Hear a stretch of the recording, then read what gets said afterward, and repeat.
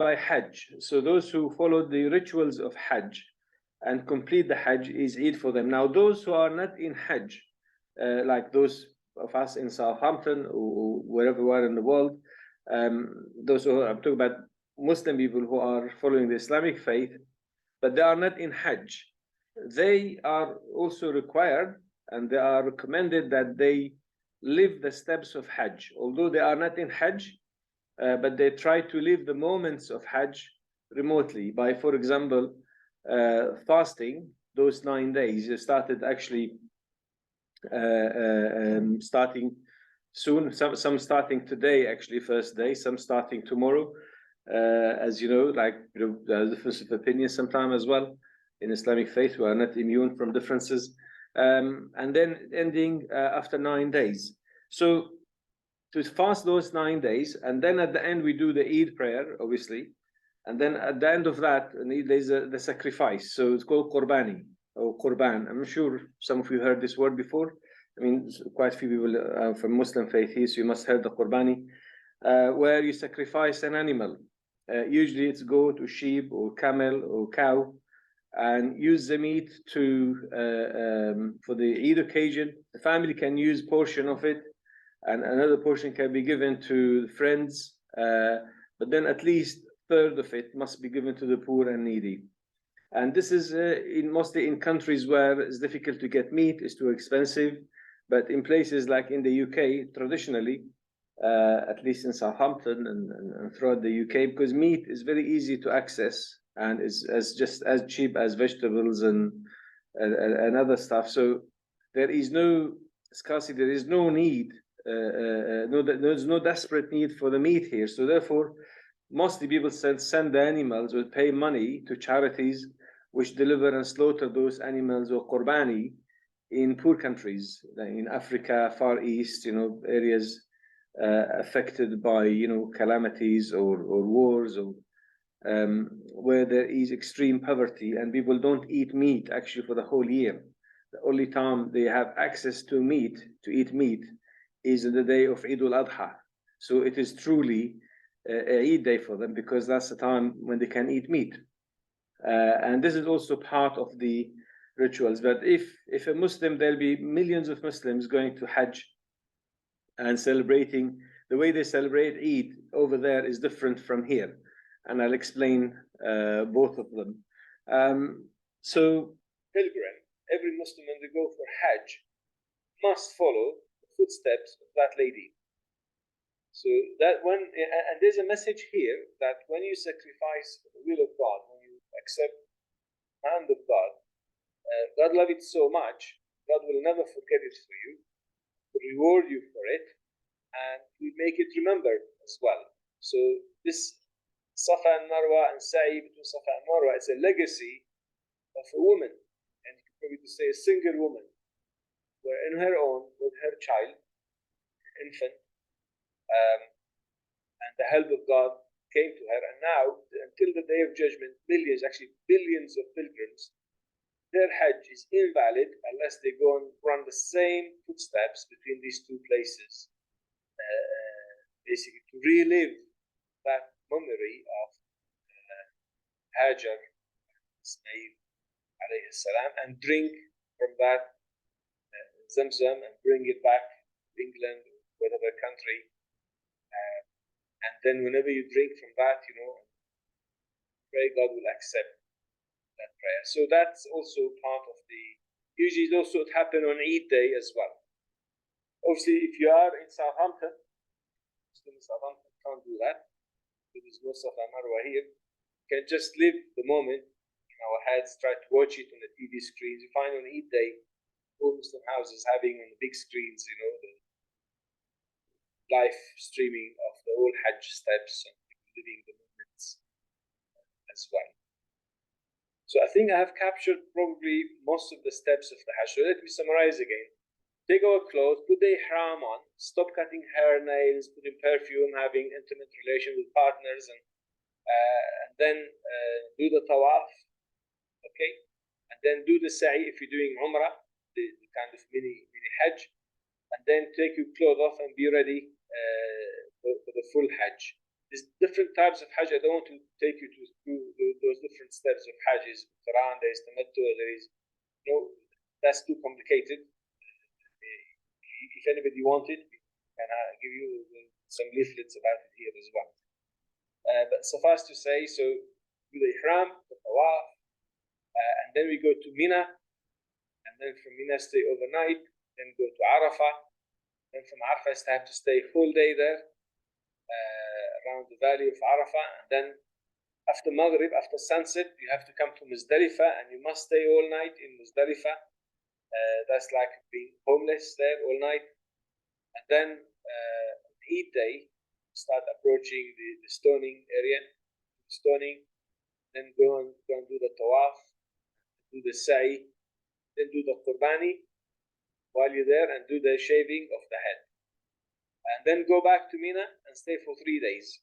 Those 3 days, do repeat the same thing again, but without shaving, again without Tawaf and Sa'i, only the stoning. And then when you finish, go back to Mecca and do Tawaf al-Wada', the farewell, the last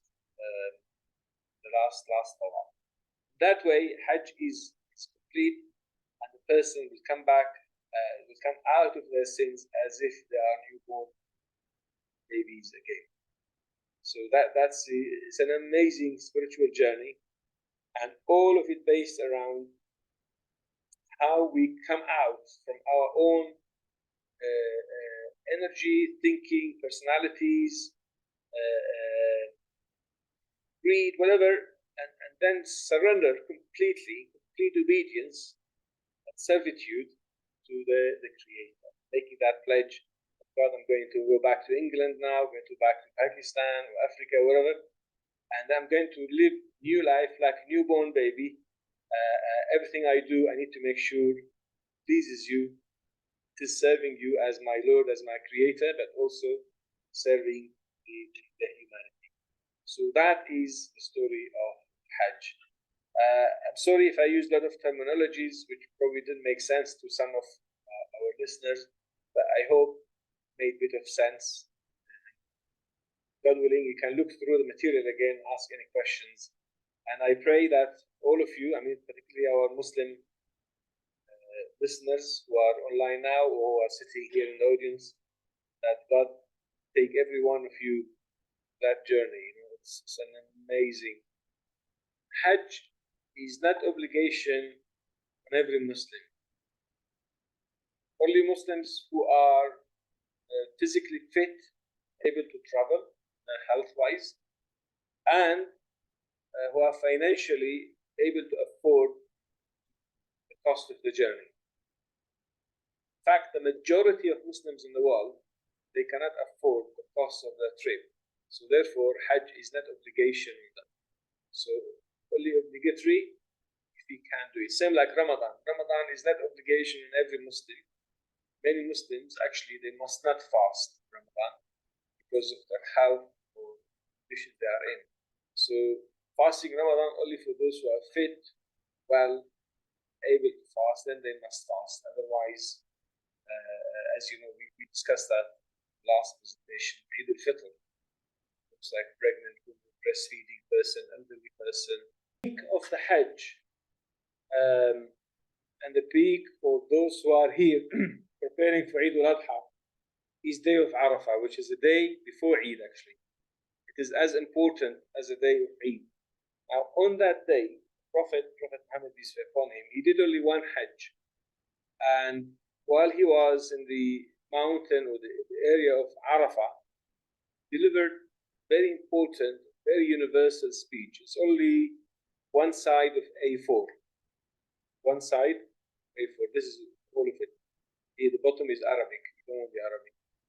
Okay? That is the English. So it's literally one side of A4. Now that speech is so important for every Muslim. They need to really always be mindful of this, because in that speech, Prophet set some important rules and regulations for life. He put some guidance for life. He abolished, for example, all the usury, the interest. He established the status of women in Islam. he highlighted the sanctity and importance, dignity which Islam gives to women, the role of the woman and the importance of the woman's role in families. He talked about the sanctity of life, and warning against all types of shedding blood unjustly or unfairly. It's a very short speech, about a page, but if you read it carefully, it's just one of the most powerful speeches on this planet for the last thousands of years. Usually see decorated mosques, children in school sometimes memorize it. It's really important speech. Please try to find some time to read. Okay, beware of Satan, who use safety in religion. He has lost all the hope that he will ever be able to lead you astray in big things. Be aware of following him in small things. I say devil in small details. Yeah, in small things. Sometimes he will not guide you astray in big matters, but he'll try step by step to take you. Then all mankind from Adam and Eve. Let me read some passages of that. All mankind, unless somebody has any questions, so I'll just read here. Let's read this one. All mankind is from Adam and Eve. An Arab has no superiority over non-Arab, nor non-Arab has any superiority over an Arab. Also, white has no superiority over black, nor black has any superiority over white, except by piety, which is Taqwah, which is the name of our mosque, called us piety, and good action. Piety and good action. Learn that every Muslim is a brother of every Muslim, that Muslims constitute one brotherhood. Noting, nothing shall be legitimate to a Muslim which belongs to a fellow Muslim unless it's been given freely and willingly, by preserving the property, not to steal, not to confiscate, take things. It's all linked to greed, to those evil tendencies of me having to eat mine and yours, and not to keep anything for anybody. That has to be crushed, basically. Always, that the Prophet also said that none of you can be a true believer unless they like for their brothers what they like for themselves. So that is it's a statement that's very, very difficult to implement in life, that whatever I like for myself, I like it for everybody else. How many of us really can do that? But it needs to be an ideal which we need to be aspiring to work towards.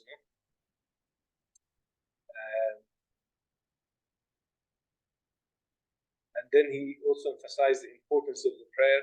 The two biggest things he emphasized were the importance of the 5 daily prayers, the importance of respecting the woman, rights of women, and abolishing the usury or interest, like things, and sanctity of life.